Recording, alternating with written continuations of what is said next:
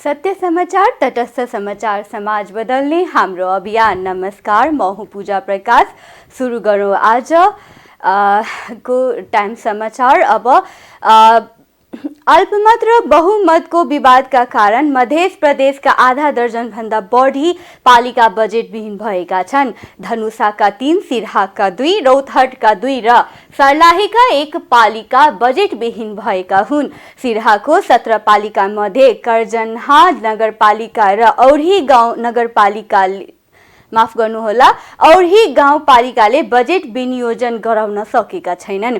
धनुषाको 18 पालिका मध्ये कमला नगरपालिका, नगरायण नगरपालिका र छिरेश्वरनाथ नगरपालिकाले अझै बजेट ल्याउन सकेका छैनन्।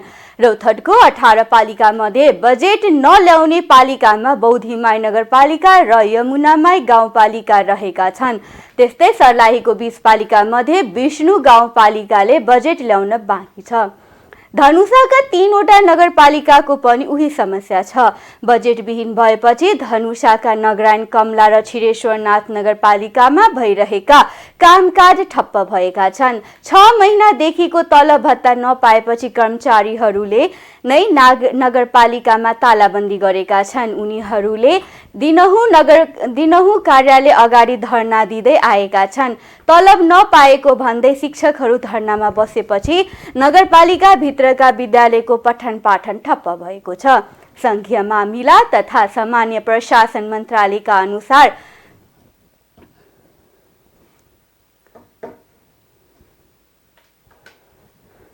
5.1% पालिकाको बजेट पेश गरेका छैनन्। अर्थात् निर्धारित समयमा करिब 1 दर्जन पालिकाले बजेट प्रस्तुत गर्न सकेका छैनन्। धनुषामा काढा बनाउने विषयमा विवाद हुँदा श्रीमानले श्रीमतीको हत्या गरेको खुलेको छ। जिल्लाको बटेश्वर गाउँपालिकाका 5 शान्तिपुर बस्ने 28 वर्षीय रीता देवी भन्ने अमृता कुमारी यादवको हत्या आरोपमा 32 वर्षीय श्रीमान वीरेन्द्र यादव पक्राउ परेको जिल्ला प्रहरी कार्यालय धनुषाले जनाएको छ। प्रहरी घटनाको अनुसन्धान गर्दै जाँदा श्रीमानले घराइसे विवादमा श्रीमतीको हत्या गरेको खुलेको प्रहरीले प्रवक्ता प्रहरी नायब उपरीक्षक प्रदीप बहादुर छेत्रीले जानकारी दिएका हुन्। श्रीमान र श्रीमती बीच घराइसी कुराहरूलाई लिएर पहिलेदेखि नै विवाद हुँदै आएकोमा घटनाको दिन रीतालाई काढा बनाइदिन भन्दा उनले इन्कार गरेपछि सोही विषयमा दुवैजना बीच झै झगडा भएको थियो। झै झगडा हुँदा घरमा रहेको सानो बन्चरोले रीताको टाउको तथा अनुहार भागमा काटेर हत्या गरेको खुलेको हो। यस सम्बन्धमा थप अनुसन्धान भइरहेको जिल्ला प्रहरी कार्यालय धनुषाले जनाएको छ। ट्रकको ठक्करबाट धनुषामा मोटरसाइकल चालकको मृत्यु भएको छ।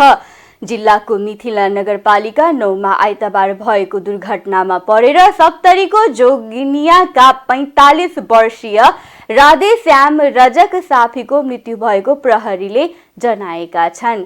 दुर्घटनामा परेर गम्भीर घाइते भएका साफीको मोडल अस्पताल लालगढमा उपचारको क्रममा मृत्यु भएको प्रहरीले जनाएका छन्।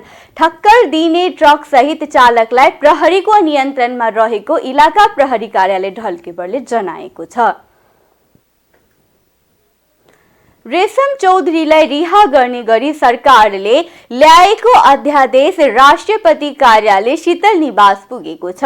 राष्ट्रपति कार्यालयका सञ्चार विज्ञ टीका ढकालले अध्यादेश आइपुगेको बताए।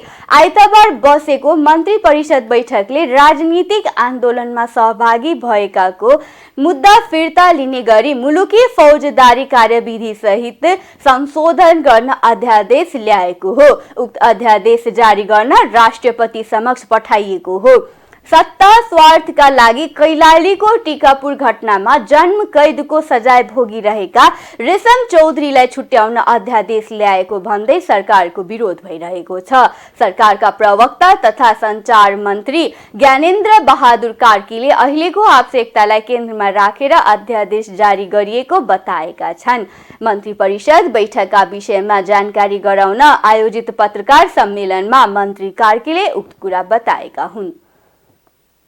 नागरिक उन्मुक्ति पार्टी अध्यक्ष रञ्जिता श्रेष्ठले राजनीतिक बन्दी रिहाईका लागि अध्यादेश ल्याउनु सकारात्मक भएको प्रतिक्रिया दिनुभएको छ। सोमबार दिल्ली बजार कारागार बाहिर सञ्चारकर्मीसँग कुरा गर्दै श्रेष्ठले अध्यादेश ल्याउनु आफूहरूका लागि सकारात्मक कुरा भएको र राष्ट्रपति कार्यालयबाट प्रमाणीकरण हुने विश्वास समेत व्यक्त गर्नुभयो। उहाँले अध्यादेश प्रमाणीकरण भएपछि आवश्यक कार्यविधि बनेर रेशम चौधरी रिहाई हुने दावी गर्नुभएको हो। सरकारले ल्याएको अध्यादेशमा विरोध गर्नुपर्ने कारण नरहेको उहाँले बताउनुभयो। जारी गरेको छ, त्यो चाहिँ हाम्रो लागि सकारात्मक कुरा हो। अब यो सरकारको अध्यादेश चाहिँ अब राष्ट्रपति समक्ष जान्छ अनि राष्ट्रपतिबाट चाहिँ यो कुरा अब सिग्नेचर भएर उहाँबाट चाहिँ भएपछि अनि नयाँ कार्यविधि तयार हुन्छ, त्यसपछि मात्र प्रक्रियागत रूपमा छुट्नु हुन्छ। अब चौतर्फी विरोधको बारेमा त मैले के भन्नु र जुन सरकारले गर्नुभयो त्यो हाम्रो लागि एकदम सकारात्मक कुरा हो। अब सरकारले गर्नुभएको कुरालाई अब अरूले विरोध गर्छ भने त हामी केही पनि भन्दैनौँ। रेशम चौधरी सोमबार नै छुट्ने भन्दै नागरिक उन्मुक्तिका कार्यकर्ता दिल्ली बजार कारागार पुगेका थिए। त्यसपछि श्रेष्ठले अध्यादेशको प्रक्रिया केही दिन लाग्ने बताएपछि उनीहरू फर्किएका थिए। टिकापुर घटनामा दोषी ठहर भई रेशम चौधरी जेल सजाय भोगिरहेका छन्। नेकपा एकीकृत समाजवादीका महासचिव बेदुराम भुसालले विभिन्न समूहसँग गरेको सहमति कार्यान्वयनका लागि नै सरकारले मुलुकी फौजदारी संहिता संशोधन गर्न अध्यादेश ल्याउन लागेको बताउनु भएको छ। यसअघि सरकारले सशस्त्र द्वन्द्वमा रहेको विभिन्न समूहसँग सम्झौता गर्दै बन्दी रिहाई गर्ने प्रतिबद्धता जनाएकोले उक्त सम्झौता कार्यान्वयनकै लागि नै अध्यादेश ल्याउन लागेको आफूले बुझेको उहाँले बताउनुभयो। भुसालले यो अध्यादेश रेशम चौधरीलाई मात्रै छुट्याउन ल्याएको भनेर बुझ्न नहुने धारणा राख्नुभयो। उहाँले सांसद नभएको बेला अध्यादेश ल्याएर कानून बनाउने अधिकार रहेको जिकिरी गर्नुभयो। त्यस्तै महासचिव भुसालले अहिले दलहरूबीच सरकार गठनका विषयमा छलफल नभएको बताउनुभयो। निर्वाचन आयोगले निर्वाचनको अन्तिम परिणाम राष्ट्रपति समक्ष बुझाएपछि मात्रै सरकारका विषयमा छलफल हुने उहाँको भनाइरहेको छ। विभिन्न समूहहरूसँग खास गरी सशस्त्र द्वन्द्वमा रहेका विभिन्न समूहहरूसँग सम्झौता गरेको छ। त्यसमध्ये एउटा अलि नामै चलेको छ यो विप्लव समूह भन्ने। सिके राउतकै समूह पनि अहिले सिके राउतजी त चुनाव जितेर आइसक्नु भएको छ, तर उहाँका थुप्रै मान्छेहरू त्यो समूहका मान्छेहरूमा लागेको मुद्दा छ। ती समूहहरू लगायतका अरू ससाना समूहहरूसँग पनि सरकारले विगतमा सम्झौता गरेर हतियार बिछाउन लगाएको छ, हतियार बुझाउन लगाएको छ र ती समूहका मान्छेहरूलाई मुद्दा छ र कति जेलमा छन्।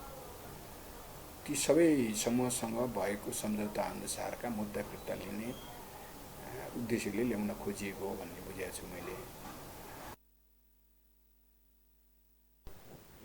उहाँले दलको नेता चयन भएपछि मात्रै सरकार गठनको प्रक्रिया अघि बढ्ने पनि उल्लेख गर्नुभयो। सरकारले फौजदारी अपराध कार्यविधि संशोधन अध्यादेश प्रमाणीकरण गर्न राष्ट्रपति समक्ष सिफारिस गर्ने निर्णय गरेको छ। कांग्रेस भित्रै समेत अध्यादेशको विरोध भइरहे पनि सरकारले अध्यादेश प्रमाणीकरणका लागि राष्ट्रपति समक्ष पठाउने निर्णय गरेको हो। मन्त्री परिषदको निर्णय सार्वजनिक गर्ने क्रममा सूचना मन्त्री ज्ञानेन्द्र बहादुर कार्कीले मुलुकको आवश्यकता अनुसार अध्यादेश पास गर्न लागेको बताउनुभयो। अहिले मुलुकले अस्थायित्व, शान्ति र समृद्धि चाहेको र सोही अनुसार सरकारले काम गरिरहेको बताउनुभयो।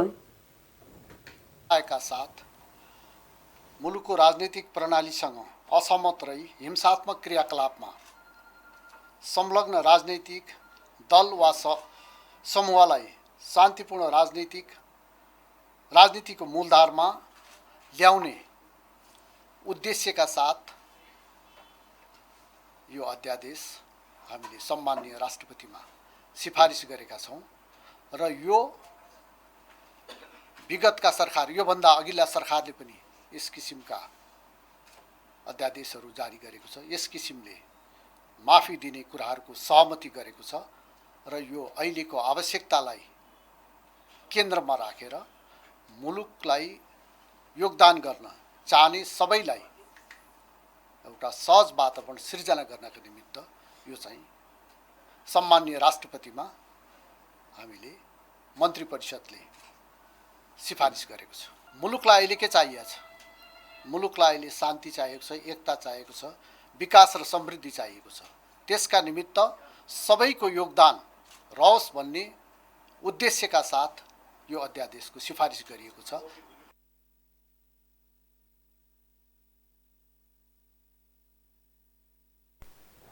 सरकारका प्रवक्ता कार्कीले हिंसात्मक क्रियाकलापमा संलग्न राजनीतिक दल वा समूहलाई राजनीतिको मूलधारमा ल्याउने उद्देश्यका साथ अध्यादेश जारी गरेको बताउनुभयो र प्रारम्भिक कारबाही चलाउने अधिकारी तोक्ने मुलुकी फौजदारी कार्यविधि संहिता पहिलो संशोधन अध्यादेश 2079 जारी गर्न सम्माननीय राष्ट्रपति समक्ष सिफारिस गर्ने, नेपाल राष्ट्रिय भूतपूर्व सैनिक सङ्घलाई सरकारी जग्गा लिजमा उपलब्ध गराउन स्वीकृति दिने, काली गण्डकी कोरिडोर न्यू बुटोल बर्दघाट आयोजनाको 220 केबी प्रसारण लाइनको लागि वन क्षेत्र प्रयोग गर्न स्वीकृति दिने, राजपत्र अङ्कित प्रथम श्रेणीका सहसचिव श्री राम आधार शाहलाई नेपाल इन्जिनियरिङ सेवा समूहीकरण क्लस्टरतर्फको राजपत्राङ्कित विशिष्ट श्रेणीमा बढुवा गरी प्रधानमन्त्री तथा मन्त्री परिषदको कार्यालयको सचिवमा पदस्थापना गर्ने, प्रधानमन्त्री तथा मन्त्री परिषदको कार्यालयका नेपाल इन्जिनियरिङ सेवाका समूहीकरण क्लस्टरतर्फका सचिव श्री सुरेश आचार्यलाई शहरी विकास मन्त्रालयको सचिव पदमा सरुवा गर्ने। धन्यवाद। प्रतिनिधि सभा र प्रदेश सभा सदस्य निर्वाचनका लागि निर्वाचन आयोगबाट जारी निर्वाचन आचार संहिता 2079 आजदेखि निष्क्रिय भएको छ। यही मङ्सिर 4 गते सम्पन्न निर्वाचनका लागि जारी आचार संहिता आजदेखि लागू नरहने निर्णय भएको निर्वाचन आयोगले जनाएको छ। आयोगले आचार संहिता लागू नरहेको निर्णयको जानकारी प्रधानमन्त्री तथा मन्त्री परिषदको कार्यालय, सम्पूर्ण मन्त्रालय तथा संवैधानिक निकायमा गराएको छ। निर्वाचन आचार संहिता 2079 को दफा 1 को उपदफा 2 बमोजिम गत असोज 12 देखि सो आचार संहिता मुलुकभर लागू गरिएको थियो। देशमा गणतन्त्र स्थापना भएपछि 2 प्रकारका चुनावी प्रणाली लागू भयो। पहिलो प्रत्यक्ष निर्वाचन प्रणाली, जहाँबाट उम्मेदवारहरू नागरिक माझ प्रत्यक्ष रूपमा गएर आफ्नो योजना, कार्यक्रम र विचारका माध्यमबाट प्रत्यक्ष निर्वाचित भएर आउँछन्। अर्को भनेको समानुपातिक निर्वाचन प्रणाली। समानुपातिक निर्वाचन प्रणालीको व्यवस्था भने प्रत्यक्ष रूपमा नागरिकमा जान विभिन्न कारणले असमर्थ र सामाजिक आर्थिक रूपमा पछाडि परेका आफ्नो वर्ग समुदायको आवाज मुखरित गर्न नसक्ने समूहको कुरा पनि नीति निर्माण तहसम्म आइपुगोस् भनेर गरिएको हो। तर जुन उद्देश्य र भावनाका साथ समानुपातिक निर्वाचन प्रणालीको व्यवस्था गरिएको हो, व्यवहारमा भने त्यस्तो भएको छैन। नागरिकका माझमा प्रत्यक्ष चुनावमा नजाने नेता तथा उनीहरूका नातेदार तथा पैसाको लेनदेनमा समेत नाम चयन गर्ने विकृति भित्रिएको छ। समाजका सबै वर्ग तबकाका मानिस तथा समुदायको समानुपातिक र समावेशी सहभागिता होस् भनेर ल्याइएको समानुपातिक प्रणालीमा कसरी सुधार गर्न सकिन्छ र साँच्चै यसको मर्म तथा भावना अनुसारको व्यवस्था गर्न के गर्न सकिन्छ भन्ने बारेमा बहस जारी छ। अब आर्थिक समाचार।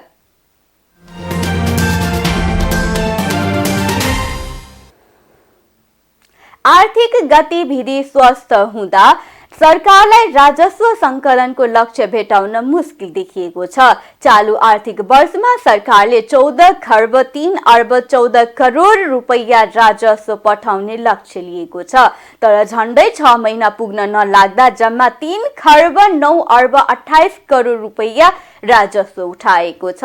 यो कुल लक्ष्यको जम्मा 22.5% मात्रै हो। पोहोर 6 महिनामा सरकारले 3 खर्ब 97 अर्ब रुपैयाँ अर्थात् लक्ष्यको 33% राजस्व उठिसकेको थियो। यो वर्ष कर राजस्वबाट 2 खर्ब 84 अर्ब, गैर कर राजस्वबाट 24 अर्ब 48 करोड, अनुदानबाट 3 अर्ब 41 करोड र अन्य शीर्षकमा 26 अर्ब 72 करोड रुपैयाँ सरकारको खातामा जम्मा भएको छ।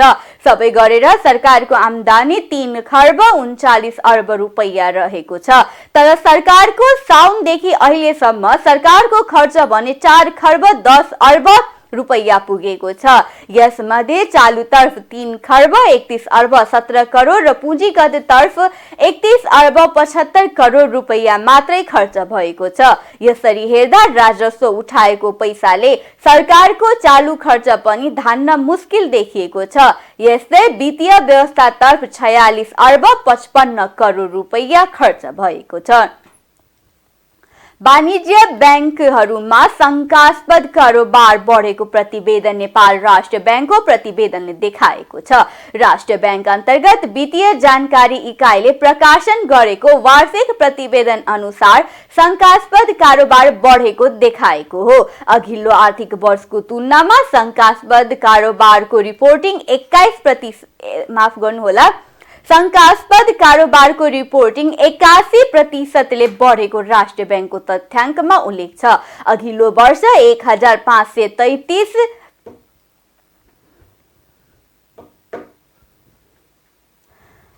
1533 वटा रिपोर्टिङ भएको थियो। सम्पत्ति शुद्धिकरण निर्वारण ऐनमा शङ्कास्पद कारोबार भएको 3 दिनभित्र इकाइमा रिपोर्ट गर्न व्यवस्था रहेको छ। अघिल्लो आर्थिक वर्षमा वित्तीय इकाइले राजस्व अनुसन्धान विभाग र सम्पत्ति शुद्धिकरण अनुसन्धान विभागमा नेपालका ठूलो 6 वटा भन्दा बढी कर्पोरेट हाउस सञ्चालकका व्यक्तिगत खातामा अस्वाभाविक रकम कारोबार भएको भन्दै अनुसन्धानका लागि पठाएको थियो। तर उक्त 6 वटा भन्दा बढी कर्पोरेट हाउसका सम्पत्तिको स्रोत नखुलेका ती फाइलहरू अहिले अनुसन्धान विभागबाट नै गायब भएका छन्। कर्पोरेट हाउस सञ्चालकहरूको कम्पनी सधैँ घाटामा देखाउने र उक्त कम्पनीबाट आम्दानी गरेको रकम व्यक्तिगत खातामा जम्मा गर्ने प्रवृत्ति बढेको देखिएको राजस्व अनुसन्धानमा संलग्न एक कर्मचारीले बताए। शङ्कास्पद भनिएका ती उद्योगीहरूलाई विभागले बयान समेत लिइसकेको थियो। तर उनीहरूको राजनीतिक पहुँचका कारण अनुसन्धान नै बीचमै रोकियो र रातारात ती फाइल मिलाउनका लागि विभागमा नयाँ महानिर्देशक नियुक्त गर्यो। ती कर्मचारीले भने गत आर्थिक वर्षमा वाणिज्य ब्याङ्कहरूले वित्तीय जानकारी इकाइमा 2380 वटा शङ्कास्पद कारोबारको रिपोर्टिङ गरेका थिए। अघिल्लो वर्ष 1403 वटा शङ्कास्पद कारोबारको केन्द्रीय बैंकमा रिपोर्टिङ पुगेको थियो। राजस्व अनुसन्धान विभागमा ठूलो कर्पोरेट हाउसहरूले गर्ने रमाइलो घटना भनेको नक्कली मूल्य अभिवृद्धि कर भ्याट बिल हो। उक्त नक्कली भ्याट बिलमा केही वर्ष पहिला बहुराष्ट्रिय कम्पनी पेप्सी परेको थियो। सोही अनुसार अन्य ठूला कम्पनीहरू पनि गरिब जनताको नाममा थोरै रकममा एक कम्पनी आफै स्थापना गर्ने र नक्कली भ्याट बिल आफै छाप्ने गरेको सयौं कम्पनी विभागमा रहेका छन्। सुकुमवासीका नाममा 20औं करोड कारोबार गर्ने कम्पनी नेपालका ठूला व्यापारीले खोल्ने र अर्बौंको नक्कली भ्याट बिल जारी गर्ने गरेका छन्। सम्पत्ति शुद्धिकरणको सूचना संकलन र विश्लेषण गर्दै आएको वित्तीय जानकारी इकाइमा 2780 वटा शङ्कास्पद कारोबारको रिपोर्टिङ भएको थियो। रिपोर्टिङ विकास बैंक वित्त कम्पनी, लघु वित्त इन्सुरेन्स, रेमिट्यान्स कम्पनी, धितो पत्र कम्पनी, सहकारी तथा सरकारी निकायले गरेका हुन्। अब अन्तर्राष्ट्रिय समाचार।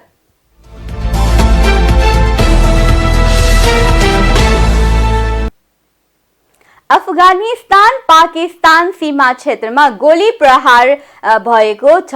गोलीको हानाहानीमा 10 जनाको मृत्यु भएको छ।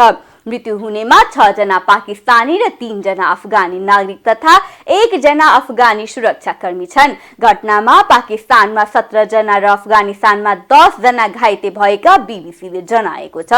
अफगानी सुरक्षाकर्मीले बिना कारण गोली हानेको पाकिस्तानी सेनाको आरोप छ। अफगानिस्तानबाट बिना कारण गोला बारुद प्रहार भएपछि आफूहरूले पनि जवाफी कारबाही गरेको पाकिस्तानी सेनाले बताएको छ।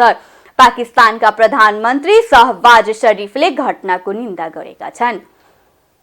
चीनले अमेरिकालाई हङकङको कानुनी व्यवस्था विरुद्ध नलाग्न आग्रह गरेको छ। मानवाधिकारका नाममा हङकङ विशेष प्रशासनिक क्षेत्रलाई गरिने गैर जिम्मेवारीपूर्ण टिप्पणी बेइजिङलाई अमान्य हुने चीनको भनाइरहेको छ। हङकङमा मानवाधिकारको स्थिति र विधिको शासनलाई लिएर अमेरिकी विदेश मन्त्रालयका प्रवक्ता तथा केही अमेरिकी विधायकले गरेको गैर जिम्मेवारीपूर्ण टिप्पणी प्रति आपत्ति जनाउँदै चीनिया विदेश मन्त्रालयको आयुक्तको कार्यालयले कानुनको शासन हङकङको समृद्धि र अस्थायित्वको आधारशिला भएको जनाएको छ। हङकङमा चीन विरोधी शक्तिलाई समर्थन नगर्न पनि कार्यालयले पुनः सचेत गराएको छ। निष्पक्षता न्याय र विधिको शासनका निम्ति आफू अग्रपंक्तिमा रहेको दाबी गर्ने अमेरिकाले अपराधीलाई मानव अधिकारका नाममा संरक्षणको प्रयास गर्नु दुर्भाग्यपूर्ण भएको चीनको टिप्पणी छ। यस्तै चीनले आफ्नो आन्तरिक मामिलामा हस्तक्षेप नगर्न पनि चेतावनी दिएको हो। हङकङका अर्बपति मिडिया टाइकुन जिमी लाईलाई ठगीको आरोपमा पक्राउ परेको विषयमा अमेरिकाले टीका टिप्पणी गर्न थालेपछि चीनको यो चेतावनी आएको हो। दक्षिण युक्रेनको ओडेसा र मोलिटापोलमा दक्षिण युक्रेनको ओडेसा र मोलिटापोलमा भीषण आक्रमण भएको छ। रुसले ओडेसामा आक्रमण गरिरहँदा रुसी नियन्त्रणमा रहेको मोलिटोपोलमा युक्रेनी सेनाले आक्रमण गरेको छ। ओडेसामा प्रहार भएका 15 मध्ये 10 ड्रोनलाई खसाली दिएको युक्रेनको दाबी रहेको छ। बाँकी 5 ड्रोनले विद्युतीय गृहलाई निशाना बनाएका छन्, जसका कारण ओडेसा शहरका 15 लाख मानिस विद्युतीय विहीन भएका छन्। यो आक्रमणमा 2 सर्वसाधारणको मृत्यु भएको र कयौं मानिस घाइते भएको बीबीसीले जनाएको छ। मोलिटोपोलमा भने युक्रेनी सेनाले आक्रमण गरेको त्यहाँका निर्वासित मेयर बताएका छन्। मोलिटोपोलबाट सार्वजनिक भएका तस्बिरमा त्यहाँ भीषण आगलागी भएको देखिन्छ। ओडेसामा भएको आक्रमणमा इरानी ड्रोन प्रयोग भएको युक्रेनी अधिकारीको दाबी छ। मोलिटोपोलमा भने अमेरिकी हिमार्स रकेट लन्चरबाट आक्रमण भएको रुसीको दाबी छ। यस्तै पूर्व युक्रेनको लुहान्स्कमा युक्रेनी सेनाले रुसका लागि लड्ने भाडाका सैनिकको मुख्यालयमा बमबारी गरेको छ। लुहान्स्कका निर्वासित मेयर सोहिर्य हेदाईले आक्रमणमा रुसले ठूलो क्षति बेहोरेको दाबी गरेका छन्। अब खेल समाचार।